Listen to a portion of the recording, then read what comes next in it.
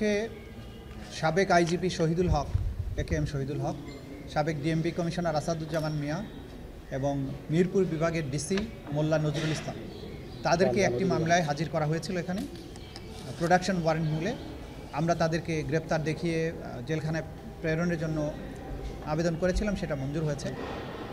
তাদের বিরুদ্ধে যে অভিযোগটা ছিল সেটা হচ্ছে 2016 সালের 25শে জুলাই কল্যাণপুরের জাহাজবাড়ি নামে একটা বাড়িতে 9 জন তরুণকে আটকে রেখে সেখানে সোয়াতের টিম সহ সিটিটিসির টিম সহ যে তাদেরকে বাসার মধ্যে গুলি করে হত্যা করে তাদেরকে জঙ্গি হত্যা করা হয়েছে বলে তারা প্রচার করে।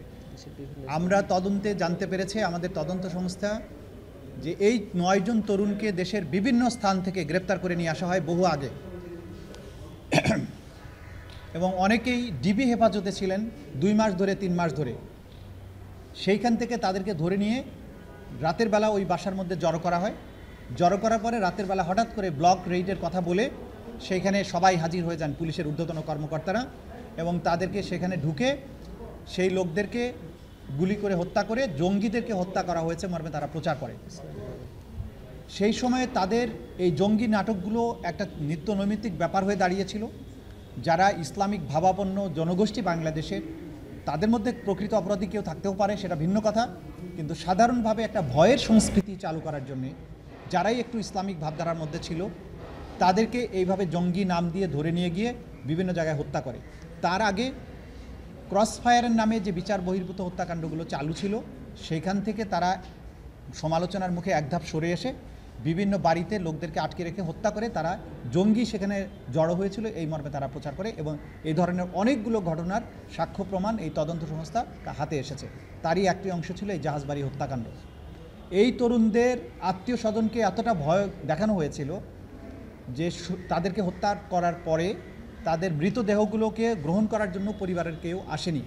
বলা হয়েছে যে তারা পরিবার তাকে ঘৃণা করে সেজন্য আসেনি, কিন্তু তদন্ত সংস্থা যেটা জানতে পেরেছে যে তাদেরকে ভয় দেখানো হয়েছিল এবং একটা ঘৃণার সংস্কৃতি চালু করার জন্য, যে এই মানুষগুলোকে বিচার বহির্ভূতভাবে হত্যা করা সত্ত্বেও তাদের প্রতি মানুষ যাতে সিম্পাথাইজড হতে না পারে সেজন্য বলা হয়েছিল যে তাদের পরিবার তাদেরকে ঘৃণা করে। তদন্ত সংস্থা এগুলো তদন্ত করে তার সাক্ষ্য প্রমাণাদি পেয়েছেন, এবং এই আইজিপি শহীদুল হক সহ আসাদুজ্জামান মিয়া তারা নিজেরা সেখানে ঘটনাস্থলে উপস্থিত ছিলেন। তাদের নির্দেশনায় পরিকল্পনায় এই জঘন্যতম হত্যাকাণ্ডটি বাস্তবায়ন হয়, এবং এই ধরনের জঙ্গি নাটক সাজিয়ে মানুষকে হত্যা করার তারা একটা কালচারে পরিণত করেছিলেন, এবং সেই কালচারের ধারাবাহিকতায় বাংলাদেশের বিভিন্ন জায়গায় অনেকগুলো ঘটনা এরকম ঘটেছে। সে কারণে এটা একটা মানবতা বিরোধী অপরাধ হিসাবে গণ্য করে এর বিরুদ্ধে তদন্ত শুরু হয়েছে। তদন্তর প্রক্রিয়ার কাজ চলছে, অনেক সাক্ষী আমরা ইতিমধ্যে পেয়েছি। আগামী কত তারিখ 7ই মে তারিখে এটা পরবর্তী তারিখ ধার্য করা হয়েছে। এর বাইরে আরও 2টো মামলা ছিল। একটা হচ্ছে বনশ্রীতে যে কার্নিশে ঝুলে থাকা এক তরুণকে 6টা গুলি করা হয়েছিল, সেই মামলায় চঞ্চল এবং আরেকজন এখানকার এডিসি ছিল রাজন, তাকে হাজির করা হয়েছিল। সেই মামলাটি তদন্ত প্রায় শেষ পর্যায়ে, এটা ড্রাফট রিপোর্টও এসে গেছে, কিন্তু এটার ফাইনাল রিপোর্ট দেওয়ার জন্য আমরা আরও 1 মাস সময় চেয়েছি, আদালত সেটা মঞ্জুর করেছেন। আরেকটা হচ্ছে মিরপুরের যে হত্যাকাণ্ড হয়েছিল সেখানে মাত্র একজন আসামি গ্রেপ্তার আছে, তাকে হাজির করা হয়েছিল। সেখানে আরও বিস্তৃত পরিসরে তদন্ত দরকার, সেজন্য 3 মাস সময় চাওয়া হয়েছে, আদালত সেটা মঞ্জুর করেছে।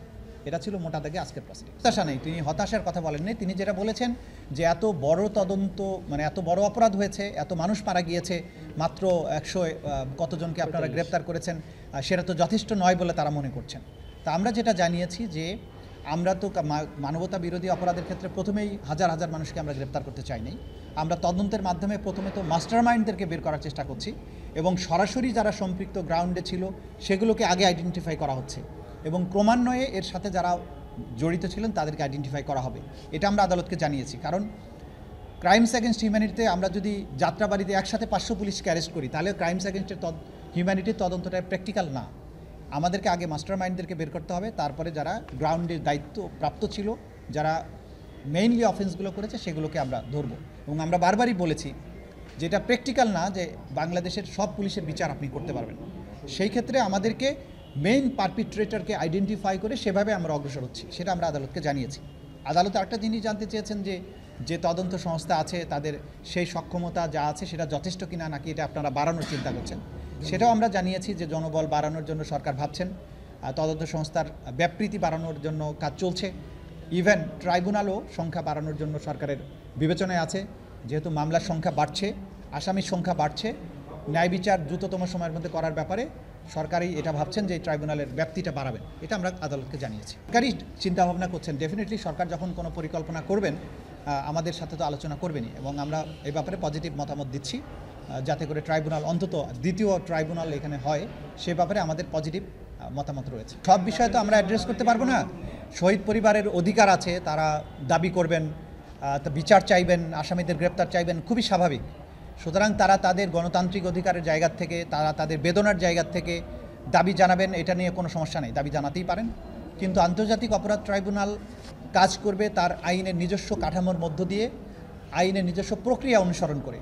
আমরা যেমন দ্রুততম সময়ের মধ্যে মানুষকে ধরে এনেই তো এখানে, এটা তো মব জাস্টিস না যে আমি চাইলাম ধরে নিয়ে আসলাম, বা অথবা ম্যাজিস্ট্রেটরা যেটা করে ওই কি বলে এটা মোবাইল কোর্ট, এটা তাৎক্ষণিক বিচার তো এটা না। এটা ক্রাইমস অ্যাগেনস্ট হিউম্যানিটি, জটিলতম অপরাধ, জটিলতম তদন্ত পদ্ধতি, বিচারের পদ্ধতি, সেটাকে আন্তর্জাতিক স্ট্যান্ডার্ড অনুযায়ী করতে হবে। 6 বা 7 মাস সময় ক্রাইমস অ্যাগেনস্ট হিউম্যানিটির তদন্তের জন্য যথেষ্ট না। তারপরেও বাংলাদেশের বাস্তবতায় সময়ের চাহিদা অনুযায়ী দিনরাত পরিশ্রম করে 4-5টা মামলার তদন্ত শেষ করা হয়েছে। একটা তদন্ত রিপোর্ট আমরা ইতিমধ্যে হাতে পেয়েছি, আর বাকিগুলো ঈদের পরপরই আমরা পাবো। তদন্ত রিপোর্ট পাওয়ার পরপরই আনুষ্ঠানিক বিচারের যাত্রাটাও শুরু হবে। আমাদের দিক থেকে আমরা সর্বোচ্চটা করছি। দাবি যারা জানাবেন তারাও দাবি জানাবেন, আমাদের কোনো সমস্যা নাই, আমরা তাতে কোনো চাপ অনুভব করি না। তাদের গণতান্ত্রিক দাবি তারা জানাবেন, তাদের বিচার প্রাপ্তির অধিকার আছে তারা জানাবেন। আর আমরা যেটা করব, আইনের কাঠামোর মধ্যে থেকে আন্তর্জাতিক এবং দেশীয় স্ট্যান্ডার্ড মেনটেন করে ন্যায় বিচার নিশ্চিত করার জন্য যতটুকু সময় দরকার সেটা আমরা নেব, যতটুকু প্রসিজিওর মেনটেন করা দরকার সেটা আমরা করব। আমরা কোনো চাপ অনুভব করি না।